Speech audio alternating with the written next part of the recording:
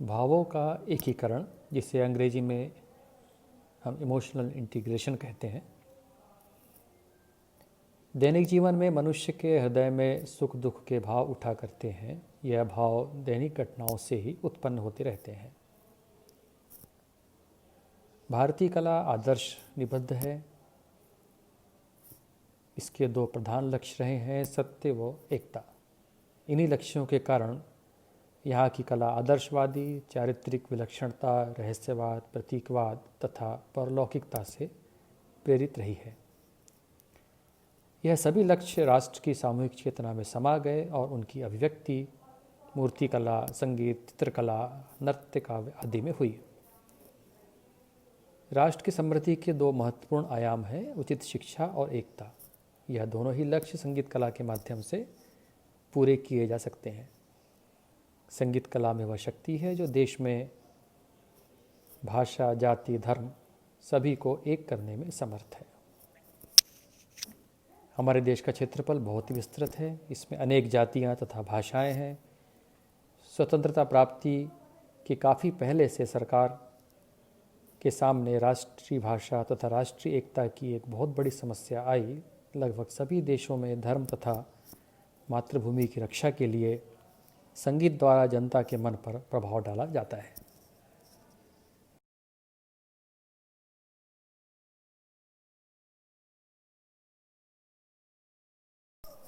भाषा की एकता। भारतवर्ष में विभिन्न प्रकार की भाषाएं बोली जाती हैं, जैसे हिंदी, अंग्रेजी, कन्नड़, मलयालम, उर्दू, बंगाली, राजस्थानी, ब्रजभाषा आदि। लेकिन ब्रजभाषा में जो निबद्ध, ध्रुपद, धमार, ख्याल व ठुमरी है, वह सभी गायक हर प्रांत में गाते हैं। सभी प्रांत के लोग भाषा समझे बिना ही गायन सुनते हैं तथा आनंद लेते हैं। कई बार तो गायक स्वयं ही उस बंदिश की भाषा को नहीं जानता, तब भी वह उसको बड़ी सुंदरता से गाता है। कई फिल्मी गीत ब्रजभाषा, अवधी, भोजपुरी आदि भाषाओं में होते हैं, किंतु देश के कोने कोने में लोग बिना उसका अर्थ पूर्ण रूप से समझे रुचि से गाते रहते हैं। गज़ल उर्दू भाषा में है, किंतु मुसलमान ही केवल गज़ल नहीं गाते हैं, बल्कि दूसरी जाति के लोग भी गज़ल गाते हैं। अतः यह तो कहा ही जा सकता है कि संगीत के द्वारा विभिन्न भाषाओं के समझने वाले लोगों को एक किया जा सकता है। संगीत द्वारा विभिन्न जातीय एकता। संगीत सम्मेलनों में प्रायः यह देखने में आता है कि मंच पर हिंदू गायक, मुसलमान तबला वादक, मुसलमान गायक और हिंदू सारंगी वादक, कहीं बंगाली तबला वादक इत्यादि विभिन्न जाति या वर्ण के संगीतज्ञ एक साथ बैठकर अपने संगीत का प्रदर्शन करते हैं और उनके सामने बैठे सभी जाति के लोग स्वर और ताल का रसास्वादन करते हैं। वैसे तो भारतवर्ष में हमेशा हिंदू मुस्लिम के झगड़े चलते रहते हैं, लेकिन जब हम भारतीय संगीत में घराना परंपरा का अध्ययन करते हैं, जिसमें अधिकतर घरानों के प्रवर्तक मुसलमान गायक भी हैं और हिंदू गायक भी हैं, जैसे आगरा घराने के प्रवर्तक सुजान खां थे, वह ध्रुपद गायक थे। इन्हीं के वंश में घग्गे खुदा बख्श हुए, जिन्होंने इस घराने की ख्याल गायकी की नींव डाली। इन घराने को गायकों में उस्ताद नत्थन खां, फैयाज खां, विलायत हुसैन तथा हिंदू गायक जगन्नाथ बुआ पुरोहित, पद्म भूषण डॉक्टर रातंजनकर आदि भी कुशल गायक हुए हैं।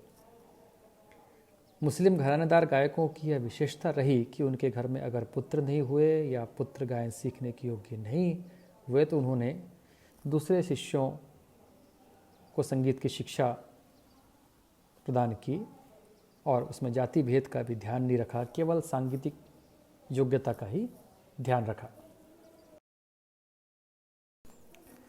संगीत द्वारा राष्ट्रीय एकता। संगीत राष्ट्र और समाज की आत्मा है। किसी भी राष्ट्र की उन्नति के लिए वहाँ का साहित्य ही स्तंभ का कार्य करता है।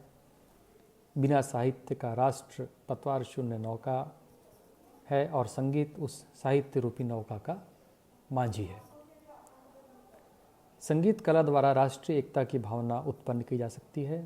हमारे देश में राष्ट्रीय एकता के लिए अनेक उपाय किए जा रहे हैं।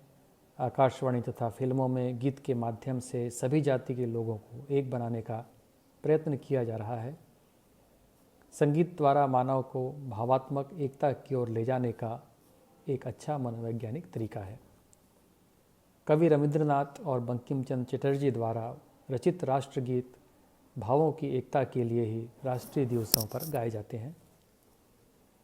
उनके युगांतकारी उद्घोष द्वारा परतंत्र भारत के लिए स्वतंत्रता का आह्वान वंदे मातरम मन प्राण को आंदोलित कर देने वाला गुंजार से भारत का बच्चा बच्चा परिचित है। इस राष्ट्रीय गीत को गाकर कितने ही भारतीयों ने स्वतंत्रता के मुक्त आकाश में इसे सचमुच फहरा दिया।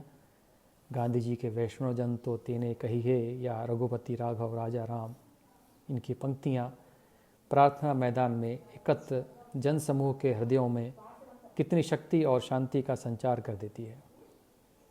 स्वर्गीय डी.वी. पलुस्कर का गाया हुआ भजन चलो मन गंगा तीर या ठुमक चलत रामचंद्र आदि भजनों ने देश के लोगों को झकझोर कर रख दिया था।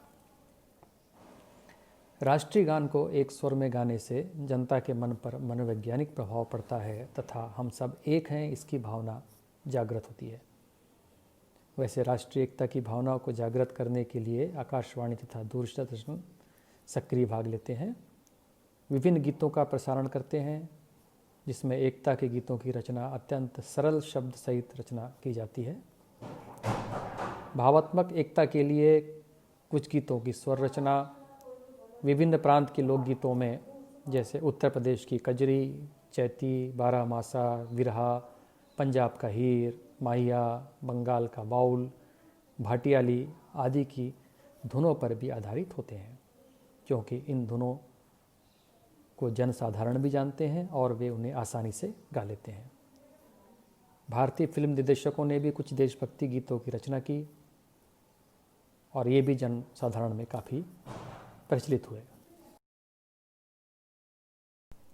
वृंदगान और वृंदवादन को राष्ट्रीय एकता के सूत्र कहा जा सकता है। यह मानवीय मूल्यों की कलात्मक एवं सृजनात्मक अभिव्यक्ति है। यह अनुशासन और एकता और चरित्र का निर्माण भी करती है। सामूहिक रूप से गाए गए राष्ट्रीय गीत राष्ट्रीय चेतना जागृत करने के साथ साथ राष्ट्र के प्रति अभिमान और गौरव की भावना भी दृढ़ करते हैं। सारे जहाँ से अच्छा हिंदुस्तान हमारा, ऐसे इस तरह के राष्ट्रीय गीतों को गाते हुए गायक वृंद ऐसा अनुभव करते हैं कि मानो वे गा ही नहीं रहे हों, बल्कि देश के प्रबुद्ध एवं कर्तव्यपरायण नागरिक बनने की दिशा में आगे बढ़ रहे हैं। इसी उद्देश्य को लेकर स्कूल और महाविद्यालयों में वृंदगान, समूह गान कराए जाते हैं। रूस के शिक्षाविद सोकोलिव के अनुसार सामूहिक गान अथवा वृंदगान बच्चों के राष्ट्रीय चेतना, नागरिक कर्तव्य निष्ठा, सहयोग एवं एक दूसरे के प्रति आदर की भावना जागृत करने के साथ साथ अंतर्राष्ट्रीय मैत्री को भी बढ़ावा देते हैं।